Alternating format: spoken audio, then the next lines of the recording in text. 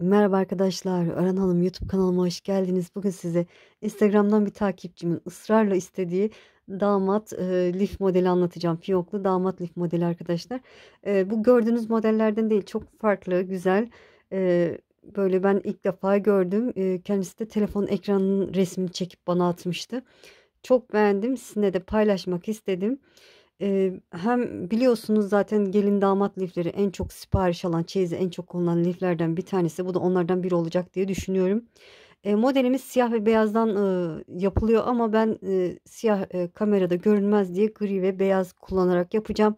Gri ve beyaz da çok yakışacak, çok güzel olacak diye düşünüyorum. Elinizde siyah yoksa gri ve beyazla örmenizi tavsiye ederim. Uzun lif, dediğim gibi uzun lif 3 parça öreceğiz. Farklı bir teknikle öreceğiz arkadaşlar. Farklı bir teknik kullanacağım. Sizler de benimle birlikte ilk defa yapacaksanız bile hiç tereddüt etmeyin. Kolaylıkla yapabilirsiniz. Hazırsanız arkadaşlar şöyle iplerimi kenara alayım. Evet, hadi bakalım başlayalım. Bismillahirrahmanirrahim.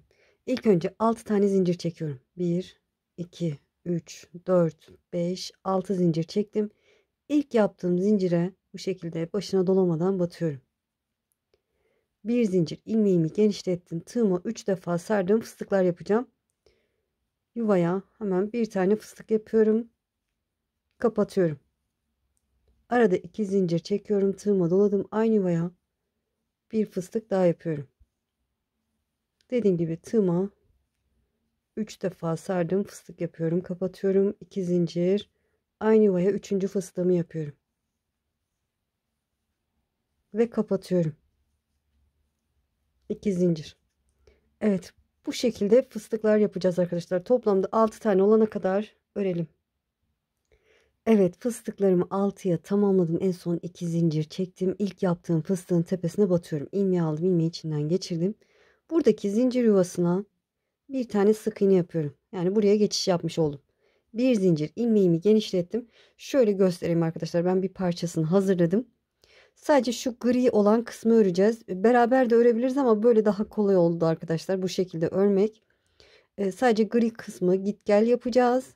Sonra üzeri 5 yatık fıstık olduktan sonra bu beyaz kısmı burada ipi sabitleyip o şekilde yukarıya doğru öreceğiz. Evet. İlmeğimi genişlettim. Hemen bu zincir yuvasına bir tane fıstık yapıyorum. Kapatıyorum. Bir zincir ilmeğimi genişlettim. Tepeye bir fıstık. Dibine yani aynı yere ikinci fıstığımı yapıyorum. İkisini bir kapatıyorum. Bir zincir çektim. Tığıma doladım. Sıradaki zincir yuvasına giriyorum. Aynı işlemi yapacağım. Hemen bir fıstık yapıyorum. Kapatıyorum. Bir zincir ilmeğimi genişlettim. Tepeye bir tutuyorum. Aynı yuvaya ikinci fıstığımı yapıyorum. İkisini bir kapatıyorum. Arada bir zincir. Evet, sıradaki yuvaya yine aynı işlemi yapacağım. Şöyle. Bir fıstık yapıyorum. Kapatıyorum. Bir zincir tepeye bir. Evet, birinci fıstığımı yaptıktan sonra tutuyorum. Yuvaya tekrar ikinci fıstığımı yapıyorum. Ve ikisini bir kapattım. Arada bir zincir çekiyoruz. Evet, bu şekilde devam edeceğiz. 5 tane olacak arkadaşlar. 3 tanesini yaptık. 2 tane daha yapalım. Sonrasını göstereceğim. Evet, gördüğünüz gibi 5 tane yaptım. 1, 2, 3, 4, 5 oldu. Burada en son bir zincir çektim. Çevirdim. Bir üst sıraya geçeceğim. Hemen ilmeğimi genişlettim. Bakın sonuncunun üzerine örmedim. Hemen buraya bir fıstık yapıyorum. İkinci sıraya geçmiş oldum. Kapattım, bir zincir. İlmeğimi genişlettim. Tepeye bir fıstık. Tutuyorum. Dibe iniyorum. Bakın buraya ikinci fıstık. Kapatmadan tutuyorum. Karşıya üçüncü fıstığımı yapıyorum. Bu şekilde üçünü bir topladım, bir zincir. İlmeğimi genişlettim. Tepeye bir tutuyorum. Dibe ikinci fıstığımı yapıyorum. 2 fıstık topladık. Artırmamızı yapmış olduk. Bir alt sırada üzeri bir yatık fıstıktı. Şimdi 2 oldu. Bir zincir çekmiştim. Tığıma doladım. Karşı dilime geçiyorum. Bakın buradaki fıstığın tepesine Hemen aynı işlemi yapacağım. Bir fıstık yapıyorum. Kapatıyorum. Bir zincir.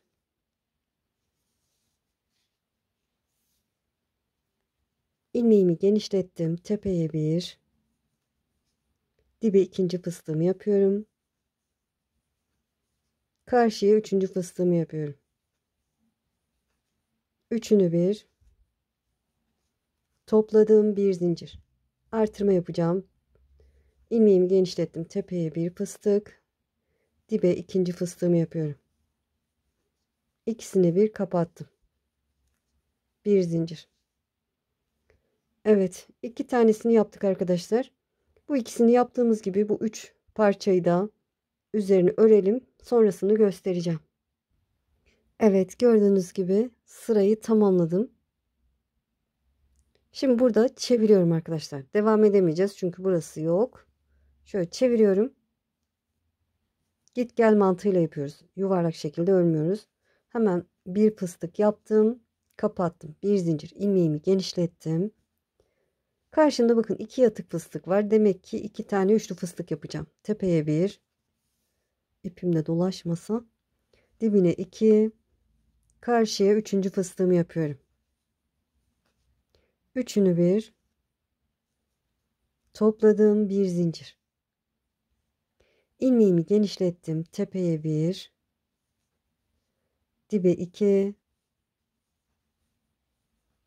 Karşıya üçüncü fıstığımı yapıyorum.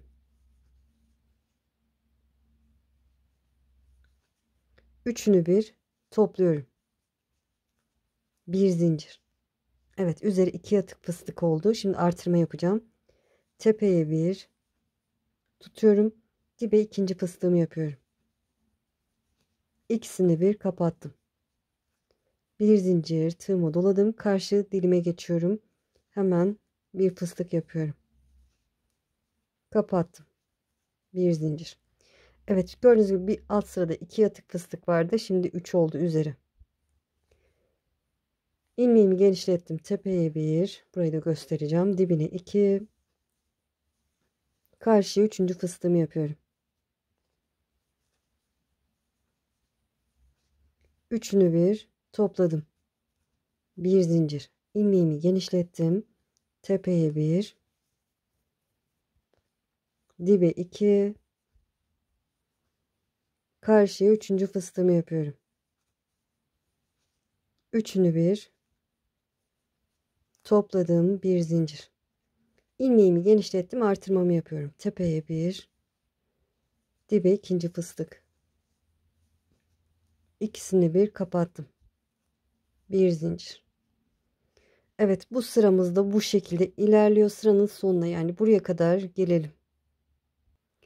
Evet, gördüğünüz gibi sırayı tamamladım.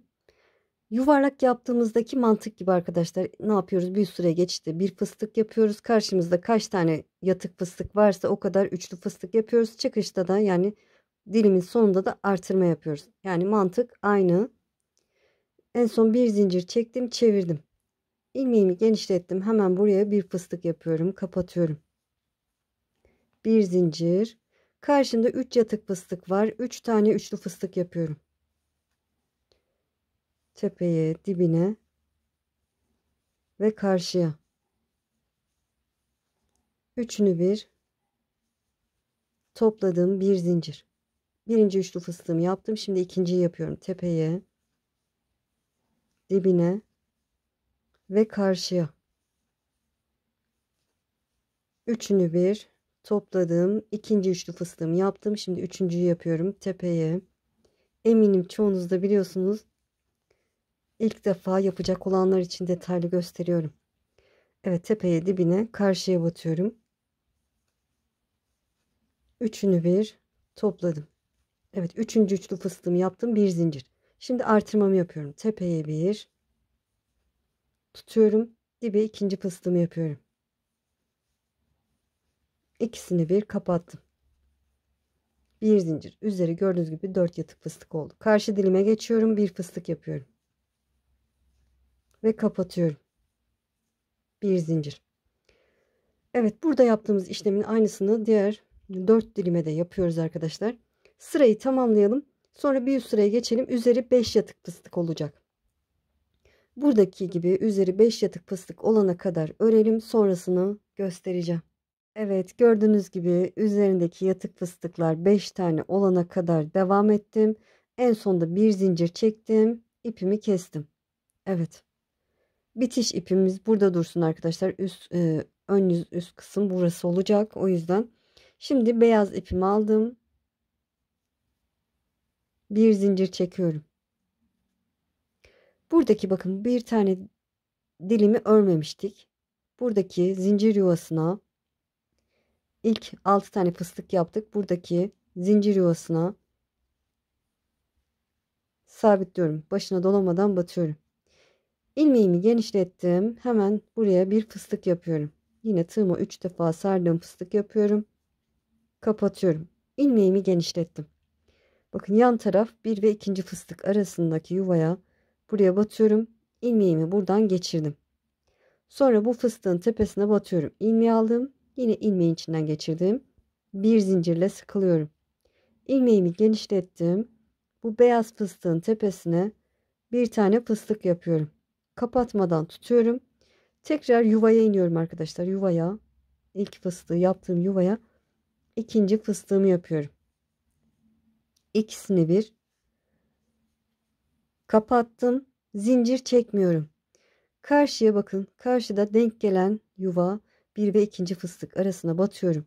İlmeği aldım. İlmeği içinden geçirdim. Çevirdim. Tekrar bu fıstığın tepesine batıyorum. İlmeği aldım. İlmeği içinden geçirdim. Bir zincir. İlmeğimi genişlettim. Ve bu fıstığın üzerine yani aynı yuvaya bir fıstık yapıyorum. Kapatıyorum. İlmeğimi genişlettim zincir çekmeden. Sağ taraftaki 1 ve 2. fıstık arasına yani denk gelen yuvaya bakın aynı boyutta. Bu yuvaya giriyorum. İlmeğimi buradan geçirdim. Fıstığın tepesine batıyorum. İlmeği aldım. Tekrar ilmeğin içinden geçirdim. Bir zincir. İlmeğimi genişlettim. Fıstığın tepesine bir fıstık tutuyorum. Dibe iniyorum. Fıstığın dibine 2. fıstık tutuyorum. Karşıya bakın buraya, buradaki fıstığın tepesine 3. fıstığımı yapıyorum. Bu şekilde. Evet, şöyle ipim tellendi. Evet, 3. fıstığı yaptım. Üçünü bir kapatıyorum. Bir zincir. Burada artırma yapmam lazım. Bir altta bir yatık fıstıkta. Üzeri şimdi 2 olması lazım. O yüzden artırma yapıyorum. Tepeye bir. Dibe yani buradaki fıstığın tepesine 2. fıstığımı yapıyorum.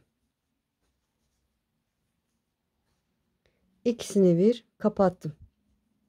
Zincir çekmeden karşıya denk gelen yuvaya batıyorum. İlmeği aldım. İlmeği içinden geçirdim. Çevirdim. Yine fıstığın tepesine batıyorum. İlmeği aldım. İlmeği içinden geçirdim. Bir zincir. İlmeğimi genişlettim. Hemen buraya bir fıstık kapatıyorum. Bir üst sıraya geçmiş oldum. İlmeğimi genişlettim. Yan taraf bakın denk gelen yuvaya, sıradaki yuvaya batıyorum. İlmeği buradan geçirdim. Fıstığın tepesine batıyorum. İlmeği aldım. İlmeği içinden geçirdim. Bir zincir. İlmeğimi genişlettim. Tepeye bir. Dibe 2. fıstık. Karşıya 3. fıstığı yapıyorum. Aynı işlemi yapıyoruz. Sadece bir dilimin üzerine örüyoruz arkadaşlar. Bir de yan taraflara sabitliyoruz. Kapattım. Bir zincir. İlmeğimi genişlettim. Tepeye bir. Dibe 2. Karşıya bakın. Karşı fıstığın tepesine 3. fıstığımı yapıyorum.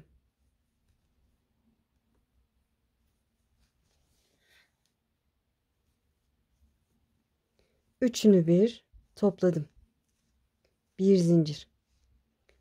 Üzeri 2 yatık fıstık oldu. Şimdi artırma yapmam lazım. Tepeye bir. Dibe 2. fıstık. İkisini bir kapatıyorum. Karşıya bakın. Sıradaki yuvaya batıyorum. İlmeği aldım. İlmeği içinden geçirdim. Üzeri 3 yatık fıstık oldu. Çevirdim. Hemen yine fıstığın tepesine batıyorum. İlmeği aldım. İlmeği içinden geçirdim. Bir zincir ilmeğimi genişlettim. Buraya bir fıstık yapıyorum, kapatıyorum. İlmeğimi genişlettim. Sıradaki yuvaya girdim. İlmeğimi buradan geçirdim. Fıstığın tepesine yine batıyorum. İlmeği aldım, ilmeği içinden geçirdim. Bir zincir. Karşında 3 tane yatık fıstık var. 3 tane üçlü fıstık yapacağım. Evet, tepeye 1, dibine 2, karşıya üçüncü fıstığımı yapıyorum. Üçünü bir kapattım, bir zincir. Evet, bir tanesini yaptık. 2 tane daha üçlü fıstık yapalım. Evet, gördüğünüz gibi 2 tane daha üçlü fıstık yaptım. Şimdi artırmayı yapıyorum. Tepeye 1, tekrar yuvama ikinci fıstığımı yapıyorum. İkisini bir kapattım. Karşıda denk gelen yuvaya batıyorum. İlmeği aldım, ilmeği içinden geçirdim. Şöyle çeviriyorum. Üzeri 4 yatık fıstık oldu. Bu fıstığın tepesine tekrar batıyorum. İlmeği aldım, ilmeği içinden geçirdim. Bir zincir. İlmeğimi genişlettim. Hemen bir fıstık yapıyorum, kapatıyorum. İlmeğimi genişlettim. Yan taraf, bakın buraya batıyorum. İlmeğimi buradan geçirdim. Tekrar fıstığın tepesine batıyorum. İlmeği aldım, ilmeği içinden geçirdim. Bir zincir. İlmeğimi genişlettim. Karşımda 4 yatık fıstık var. 4 tane üçlü fıstık yapacağım. Tepeye 1, dibe 2, karşıya 3. Üçünü bir topladım. Bir zincir. Evet, 3 tane daha üçlü fıstık yapalım. Evet, 3 tane daha üçlü fıstık yaptım. Üzeri 4 yatık fıstık oldu. Şimdi artırmamı, son artırmamı yapıyorum. Tepeye 1, şöyle dibe ikinci fıstık, ikisini bir kapatıyorum. Karşı fıstığın tepesine batıyorum. İlmeği aldım, ilmeği içinden geçirdim. Şöyle çevirdim. Yine fıstığın tepesine batıyorum. İlmeği aldım, ilmeği içinden geçirdim. Bir zincir. Burada siz ipinizi kesin arkadaşlar. Ben aynı parçadan bir tane daha ördüğüm için ipimi kesmeyeceğim. Birbirine ekleyeceğim. O yüzden ortadaki parçayı ekleyeceğiz. Siz kesin. Sonra aynı şekilde videoyu başa alın arkadaşlar. Aynı şekilde bir parça daha örün. Hem baştaki parçayı hem sondaki parçayı örmüş olduk. Şimdi ortaya geçeceğiz arkadaşlar. Ben ördüğüm için ortadaki parçanın yapımına geçeceğim.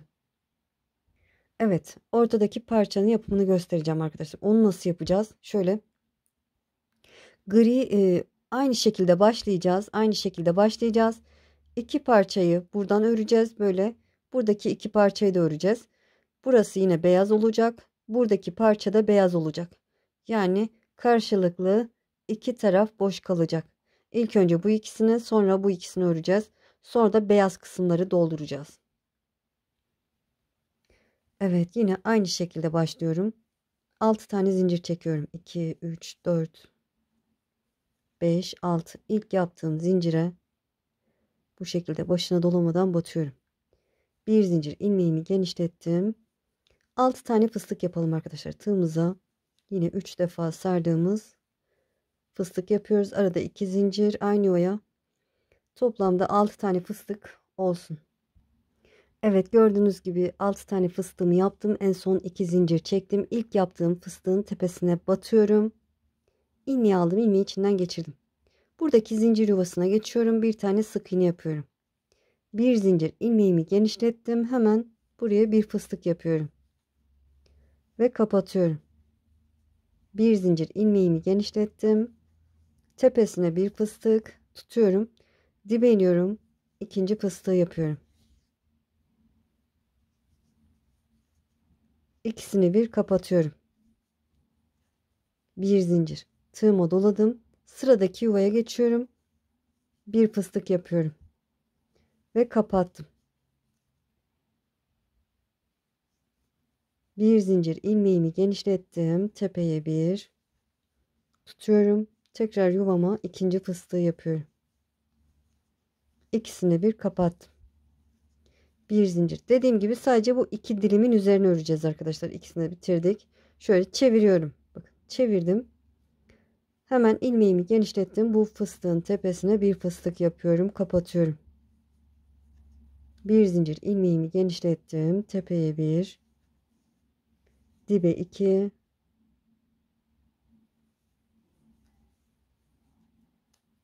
karşıya üçüncü fıstık. Üçünü bir kapatıyorum. Bir zincir ilmeğimi genişlettim. Tepeye bir, dibe ikinci fıstık. İkisini bir kapatıyorum. Arada bir zincir. Bir alt sırada üzeri bir yatık fıstıktı. Şimdi 2 oldu. Tığıma doladım. Karşı dilime geçiyorum. Bir fıstık yapıyorum. Ve kapatıyorum. Bir zincir ilmeğimi genişlettim. Tepeye bir, dibe 2, karşıya üçüncü fıstık.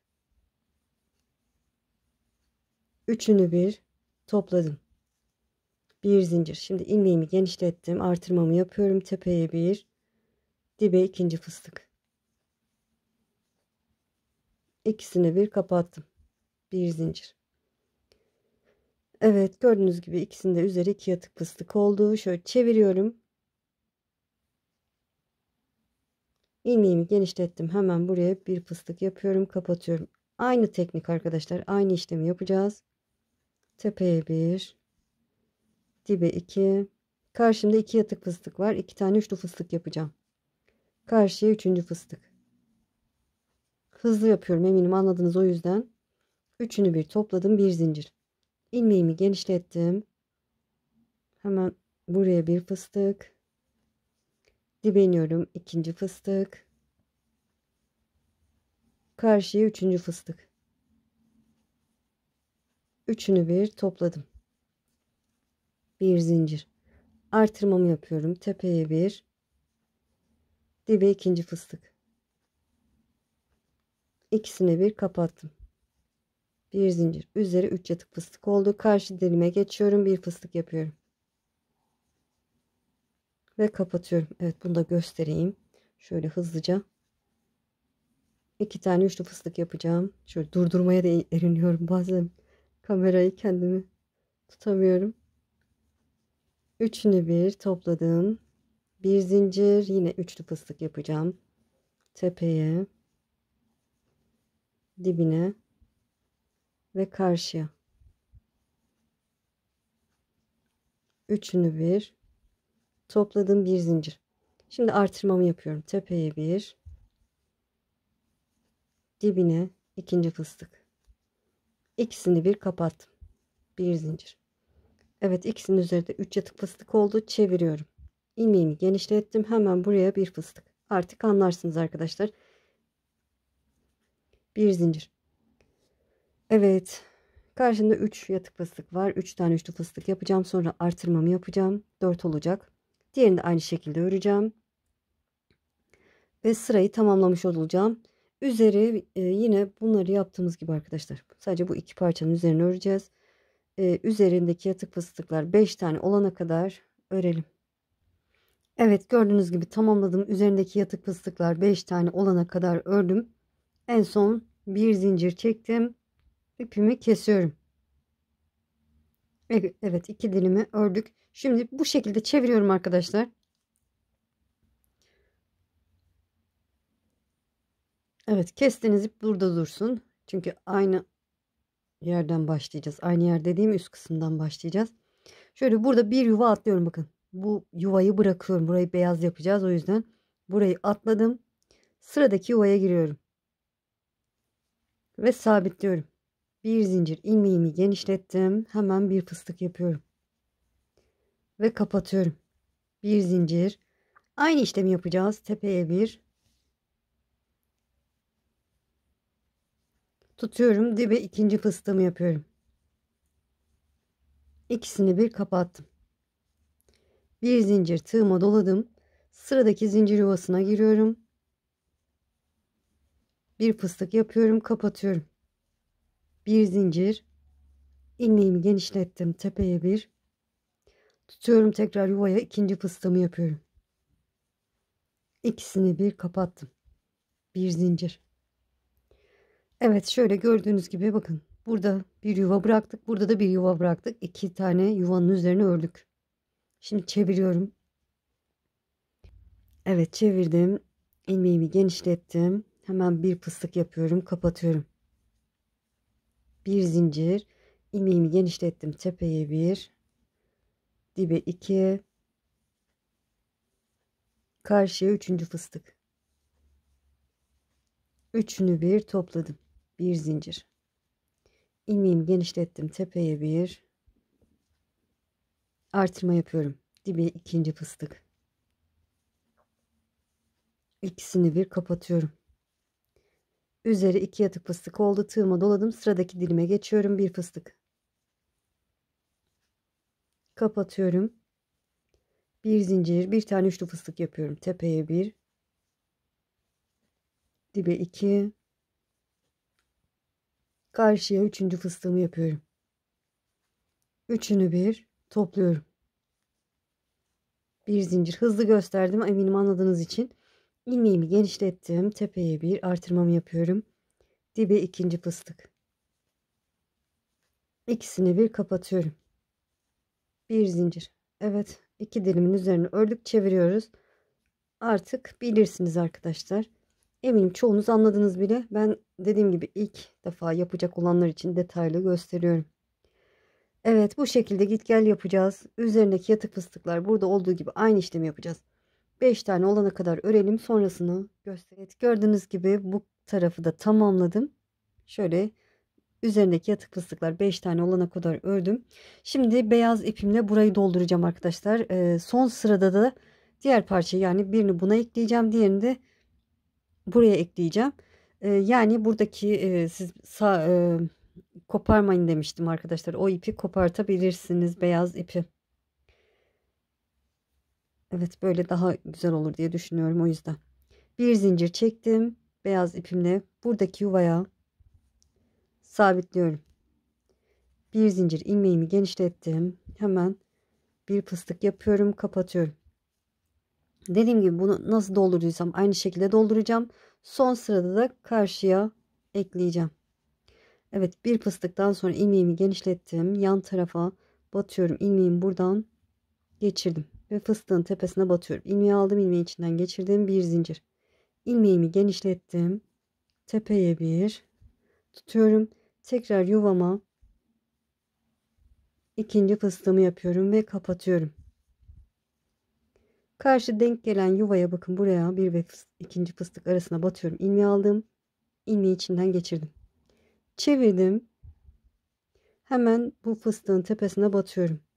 İlmeği aldım, ilmeği içinden geçirdim. Bir zincir. İlmeğimi genişlettim. Hemen buraya bir fıstık yapıyorum, kapatıyorum. İlmeğimi genişlettim. Bakın, denk gelen yuvaya batıyorum. İlmeğimi buradan geçirdim. Fıstığın tepesine batıyorum. İlmeği aldım, ilmeği içinden geçirdim. Bir zincir, ilmeğimi genişlettim. Tepeye bir tutuyorum. Dibe 2. Karşıya bakın, buradaki fıstığın tepesine de üçüncü fıstığımı yapıyorum. Üçünü bir topladım. Bir zincir, ilmeğimi genişlettim. Tepeye bir tutuyorum. Dibe ikinci fıstık. Artırmamı yapmış oluyorum.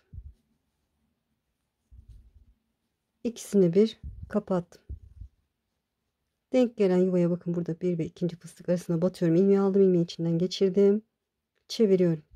Fıstığın tepesine batıyorum. İlmeği aldım, ilmeği içinden geçirdim. Bir zincir. İlmeğimi genişlettim. Hemen bir fıstık yapıyorum, kapatıyorum. Yine yan tarafa ekliyorum. Artık bilirsiniz arkadaşlar. Dediğim gibi karıştırırsanız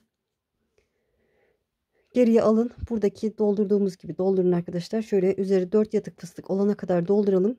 5. sırada iki parçayı birbirine ekleyeceğiz.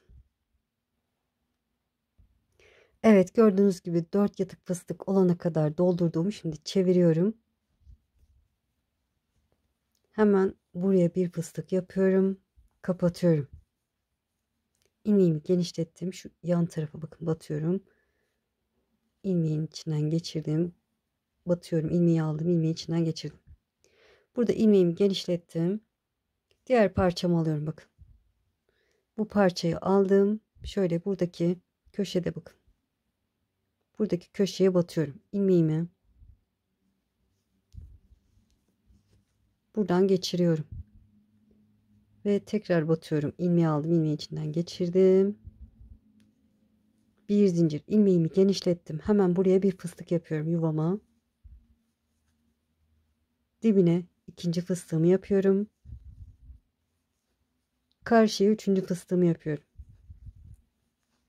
Üçünü bir topladım.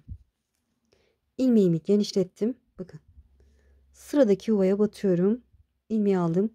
Buradan geçirdim. Tekrar yuvama batıyorum. İlmeği aldım. İlmeği içinden geçirdim. Geçiremedim. Evet, bir zincir. İlmeğimi genişlettim. Hemen buraya bir fıstık yuvaya. Dibe ikinci fıstık. Karşıya üçüncü fıstığımı yapıyorum. Üçünü bir topladım. İlmeğimi genişlettim. Sıradaki yuvaya batıyorum. İlmeği aldım. Buradan geçiriyorum. Tekrar yuvama batıyorum. İlmeği aldım. İlmeği içinden geçirdim. Bir zincir. İlmeğimi genişlettim. Evet, ipim dolaştı, onu açtım da. Şöyle en son ilmeğimi genişlettim. Yuvama bir fıstık. Dibine ikinci fıstık. Karşıya üçüncü fıstığı yapıyorum. Üçünü bir topladım. İlmeğimi genişlettim. Yan taraf. Bakın buraya batıyorum. İlmeğimi aldım. Buradan geçirdim. Tekrar yuvaya batıyorum. İlmeği aldım. İlmeği içinden geçirdim. Bir zincir. İlmeğimi genişlettim. Hemen buraya bir fıstık. Dibe ikinci fıstık. Karşıya üçüncü fıstığımı yapıyorum. Üçünü bir topladım. İlmeğimi genişlettim. Zincir çekmeden sıradaki yuvaya batıyorum. İlmeğimi buradan geçirdim. Yuvaya batıyorum. İlmeği aldım. İlmeği içinden geçirdim. Bir zincir. Hemen buraya bir fıstık.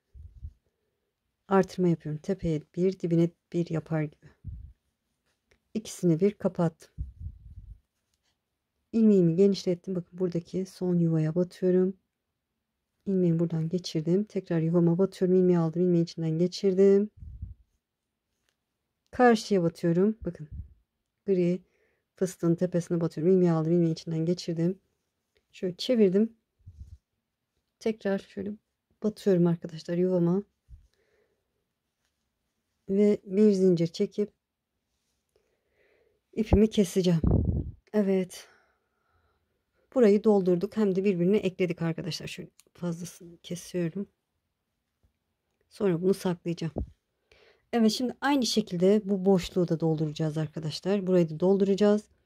4 yatık fıstık olduktan sonra 5. sırada iki parçayı birbirine birleştireceğiz. Şöyle burayı aynı şekilde şöyle göstereyim kısaca. Şöyle bir zincir çekiyorum. Buraya sabitliyorum arkadaşlar. Ve yine dediğim gibi burayı doldurduğumuz gibi aynı şekilde dolduralım. 5. sırada şöyle eklemeyi de kısaca göstereceğim. 4 sıra örelim. Gördüğünüz gibi üzeri 4 yatık fıstık olana kadar doldurdum. Çevirdikten sonra hemen buraya bir fıstık yapıyorum. Kapatıyorum. İlmeğimi genişlettim. Bu kısma tığım batırdım. İlmeği aldım. Buradan geçirdim. Yuvanın üzerine batıyorum. İlmeği aldım. İlmeği içinden geçirdim. Evet, ilmeğimi genişlettim. Diğer parçamı alıyorum. Düz tarafı yukarı bakacak şekilde ekleyeceğiz. Şöyle buradaki yuvaya batıyorum. İlmeğimi buradan geçirdim. Ve yuvaya batıyorum. İlmeği aldım. İlmeği içinden geçirdim. Bir zincir. İlmeğimi genişlettim. Hemen bir fıstık yapıyorum. Tepeye dibe ikinci fıstık. Karşıya üçüncü fıstık. Üçünü bir topladım. İlmeğimi genişlettim. Sıradaki yuvaya ekliyorum arkadaşlar. Artık bilirsiniz. Bu şekilde hem ekleyelim hem de son sıramızı örmüş olacağız. Şöyle. Evet. Karıştırırsanız buradaki ekleme sırasına videoyu geri alıp orayı izleyerek yapabilirsiniz. Evet, tamamlayıp döneceğim. Evet, gördüğünüz gibi eklemeyi tamamladım. Şimdi halkayı buraya sabitleyeceğiz arkadaşlar. Şöyle tam ortadaki, yani beyazın karşısındaki dilime halkamızı sabitleyeceğiz. Gri ipimi aldım. Şöyle bir zincir çektim. Gri halkama, ay pardon, gri ipime, halkaya gri ipimle 2 tane sık iğne yapıyorum. 1 2 2 sık iğne yaptım. İlmeğimi genişlettim. Bakın şöyle düz kısmı bana bakıyor. Şöyle bakın, tam ortadaki beyazın karşısındaki dilim, bir ve sola doğru bir ve ikinci fıstık arasına tığım batırdım. İlmeği buradan geçiriyorum ve 4 tane sık iğne yapıyorum halkama. 1 2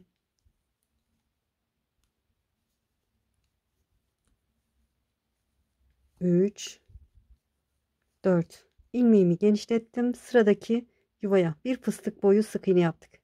Sıradaki yuvaya giriyorum. İlmeği aldım. Buradan geçirdim. 4 tane sık iğne yapıyorum.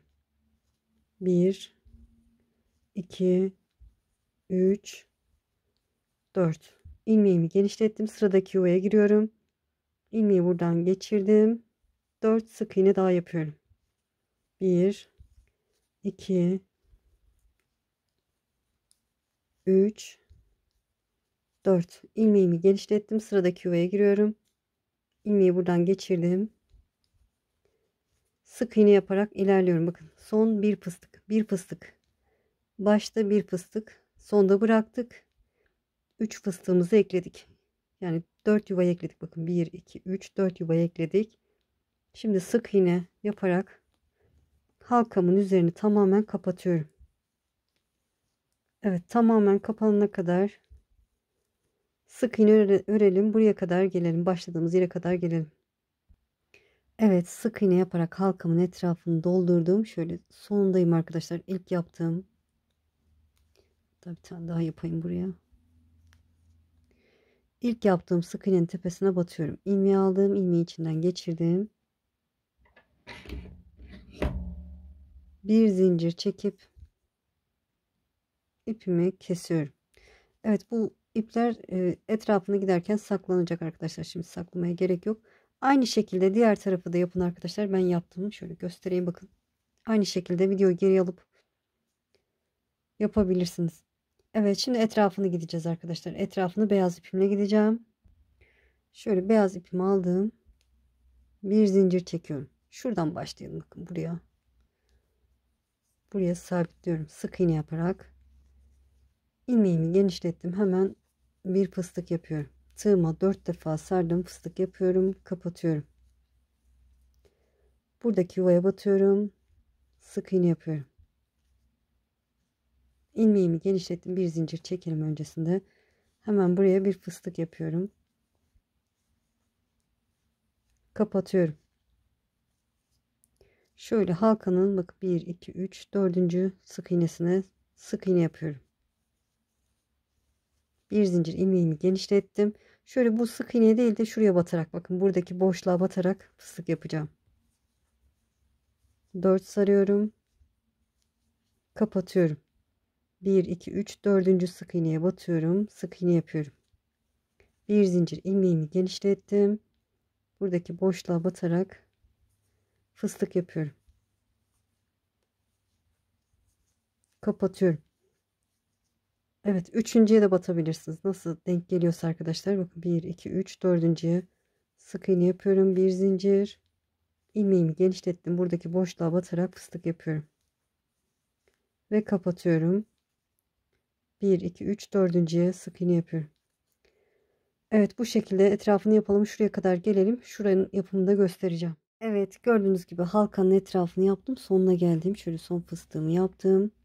Şöyle buradaki yuvaya başına dolamadan batıyorum. Ve buradaki yuvaya geçiyorum arkadaşlar. Bakın, buradaki yıldız yuvasına sık iğne yapıyorum. Buraya geçmiş oluyorum. İlmeğimi genişlettim. Hemen tığıma yine 4 defa sardım. Fıstık yaptım. Kapattım. Sıradaki bakın bu yuvaya başına dolamadan batıyorum. Bir zincir ilmeğimi genişlettim. Burada bir zincir yuvamız var arkadaşlar. Buraya bu boyutta fıstık yapamayız. Şöyle dilerseniz ne yapalım? Evet, buraya da fıstık yapalım. Hemen buraya küçük bir fıstık yapalım. Kapatıyorum. Karşıya bakın, buraya geçiyorum. sık iğne yapıyorum. Bir zincir, ilmeğimi genişlettim. Yine boşluğa batıyorum. Çirkin görünüyorsa arkadaşlar fıstığın boynu uzun tutup bir sonraki yuvaya batabilirsiniz. Şöyle bakın.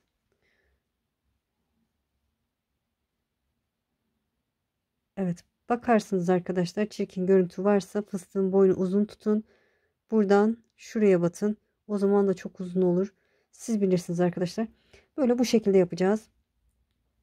Dediğim gibi bakarsınız, artık böyle güzelse bu şekilde devam edin. Şöyle devam edersiniz. Buraya gelince yine halkanın etrafını yapın. Sıranın sonuna buraya kadar gelelim. Sonra fiyonk yapımını göstereceğim arkadaşlar. Sıranın sonuna gelelim. Evet, etrafının sonuna geldim. Gördüğünüz gibi şöyle burada zincirin sağ tarafındayım. Hemen buraya da fıstık yapıyorum. Kapatıyorum. Şöyle ilk yaptığım fıstığın dibine bir sık iğne yapıyorum. Bir zincir. Şöyle ipimi birazcık uzun bırakıp kesiyorum ki saklayayım.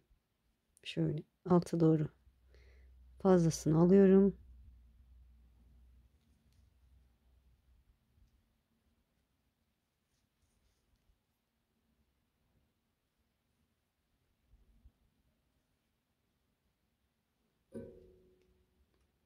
Evet, kesiyorum arkadaşlar, tamamdır. Evet, bu aşamayı da tamamladık, etrafını yaptık. Şuradaki fazlalığı saklamamışım. Şimdi ne yapacağız? Fiyonk yapacağız arkadaşlar. Gördüğünüz gibi ben iki tanesini yaptım. Sizinle de bir tanesinin yapımını anlatacağım. Şöyle gri ipimi pardon, beyaz ipimi alıyorum. Beyazla yapacağım. 5 tane zincir çekelim. Evet, fiyonk için şöyle kamerayı 5 tane zincir çekiyorum. Bu 1, 2, 3, 4, 5 zincir çektim. İlk yaptığım zincire bu şekilde başına dolamadan batıyorum. Bir zincir çektim. İlmeğimi genişlettim. Bu yuvanın içine tığıma 3 defa sardım. Fıstık yapıyorum. Kapatıyorum. Bir zincir, ilmeğimi genişlettim. Bu fıstığın tepesine bir fıstık tutuyorum. Tekrar yuvaya ikinci fıstığımı yapıyorum. İkisini bir kapattım. Bir zincir. Evet, üzeri bir yatık fıstık oldu. Gördüğünüz gibi çeviriyorum. Hemen ilmeğimi genişlettim. Bu yuvaya bir fıstık yapıyorum. Kapatıyorum. Bir zincir. İlmeğimi genişlettim. Tepeye bir. Dibine iki.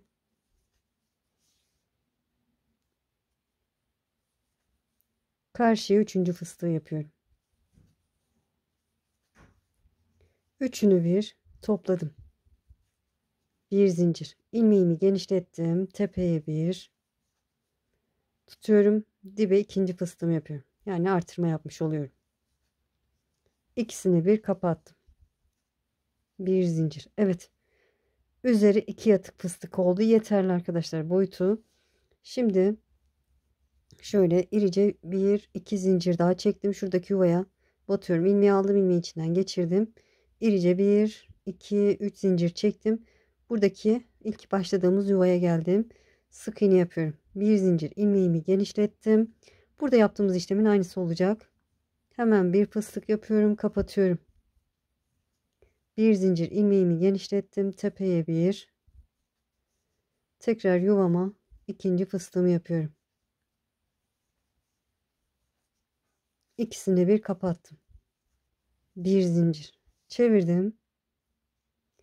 İlmeğimi genişlettim. Hemen buraya bir fıstık kapatıyorum.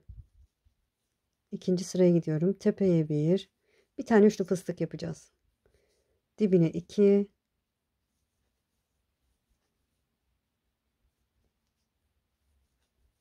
karşıya üçüncü fıstık. Üçünü bir topladım, bir zincir. İlmeğimi genişletiyorum. Artırmamı yapıyorum. Tepeye bir tutuyorum, dibine ikinci fıstık. İkisini bir kapattım. Bir zincir, İpimi kesiyorum. Evet, fiyonk bu şekilde yaptık. Şimdi etrafını gideceğiz. Gri ipimi alıyorum. Evet, gri ipimi aldığım bir zincir çekiyorum. Şöyle tam ortadan başlayalım arkadaşlar. Şöyle esnetiyorum örgümü. Bu ortadaki yuvaya sık iğne yapıyorum. Bir, aynı yere ikinci sık iğnemi yaptım. Bir zincir ilmeğimi genişlettim. Hemen bu sık iğnenin tepesine batarak bir fıstık yapıyorum. 3.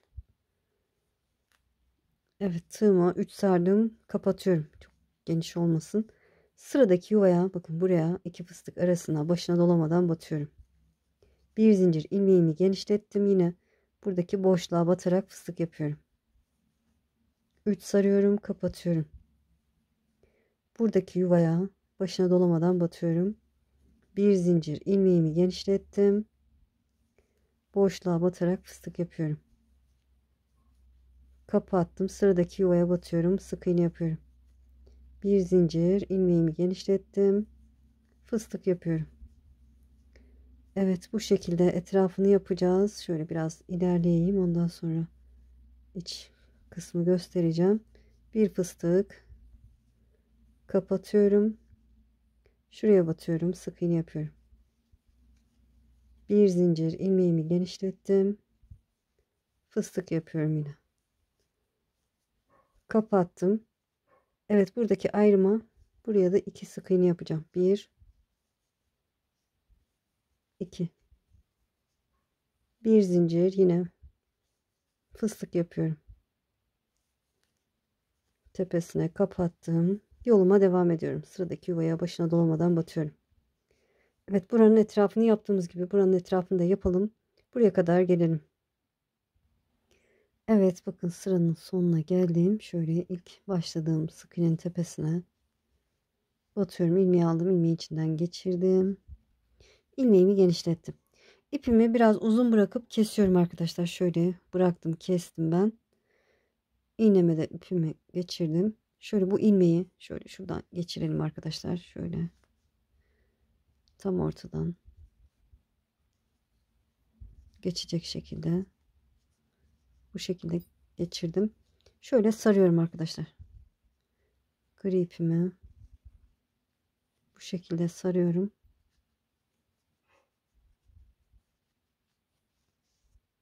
Evet, yeterli. Şöyle arkadan sıkılamak adına düğüm atıyorum.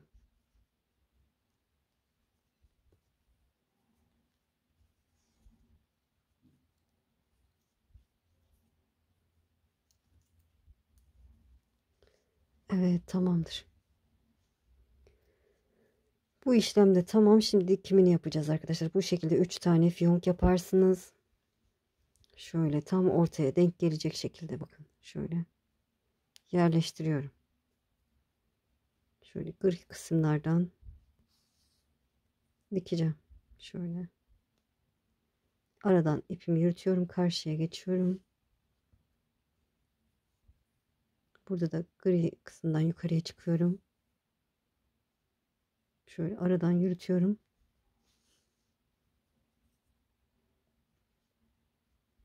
Şöyle.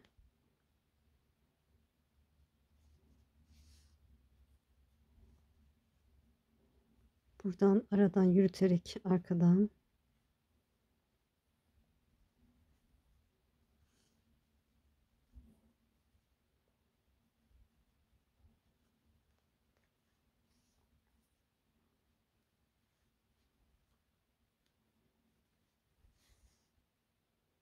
evet, tamamdır arkadaşlar. Şöyle iyice sabitledikten sonra şuradan aşağı ineceğim.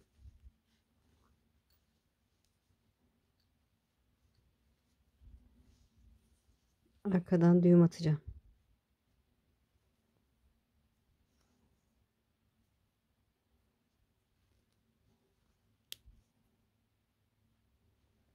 Şöyle aradan ipimin fazlasını yürütüp kesiyorum. Evet, tamamdır. Bitti arkadaşlar. Şöyle fazlalıkları alayım. Evet, gördüğünüz gibi bitti. Çok tatlı, çok güzel oldu. Eminim sizinkiler de en az bu kadar güzel oldu. Böyle boyut olarak da ideal ama daha büyük olsun isterseniz arkadaşlar, siparişleriniz varsa, daha büyük istiyorlarsa 5 fıstık değil de 6 fıstık olana kadar artırabilirsiniz motifleri. Böyle dediğim gibi inşallah anlatımdan memnun kaldınız. Beni izleyerek yaptığınız için çok çok teşekkür ederim. Kanalıma abone değilseniz abone olursanız sevinirim. Videolarımı beğenip paylaşırsanız, yorum yaparsanız bana destek olmuş olursunuz. Şimdi değil de ileride örmek istiyorum derseniz kaydet butonuna basın. Daha sonra kaydettiğiniz videolar arasında bulabilirsiniz. Böyle beni Instagram'dan da takip ederseniz sevinirim arkadaşlar. Instagram'dan gelmişti bu modelin fotoğrafı, böyle kamera telefonla çekilmişti. Böyle çok da net değildi ama çıkardım çok şükür. Sizi çok seviyorum. Kendinize iyi bakın. Allah'a emanet olun. Hoşça kalın.